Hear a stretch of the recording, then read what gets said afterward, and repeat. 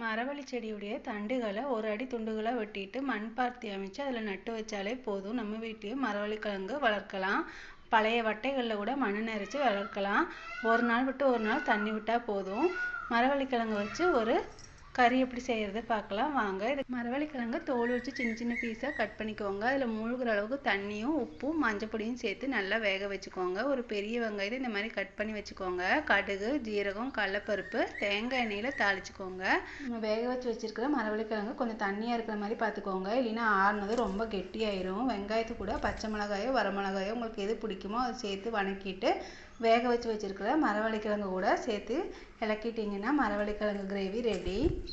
ஒரு ஈஸியான ரசத்துக்கு ஒரு மிக்சி ஜாரில் 2 ஸ்பூன் ஜீரகம், 1 ஸ்பூன் குருமிளகு, ஒரே ஒரு காஞ்ச மிளகாய், 2-3 கருவேப்பிலை இலை எல்லாத்தையும் சேர்த்து ஒரு ஓட்டு ஓட்டிக்கோங்க. அது கூடவே ஒரு தக்காளி, தேவையான அளவு புளி, உப்பு இதையும் சேர்த்து நல்லா நைஸாக அரைச்சிக்கோங்க.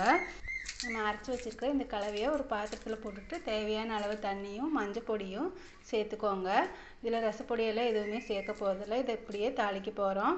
ஒரு ஃப்ரை பேனில் கடுகு, ஜீரகம், வெந்தயம், பெருங்காயம், 2-3 பல் இடித்து வச்ச பூண்டு இதையெல்லாம் சேர்த்து பொரிஞ்சதும் நம்ம கலக்கி வச்சுருக்கிற புளிக்கரைசல் தண்ணியை அதில் ஊற்றிடுங்க. தேவையான அளவு கருவேப்பிலை, கொத்தமல்லி சேர்த்துக்கோங்க. லைட்டாக கொதிக்கிறதுக்கு முன்னாடியே நிறுத்திட்டிங்கன்னா ரசமும் ரெடி. என்னுடைய சமையல் உங்களுக்கு பிடிச்சிருந்தா ஷேர் அண்ட் லைக் பண்ண மறந்துடாதீங்க.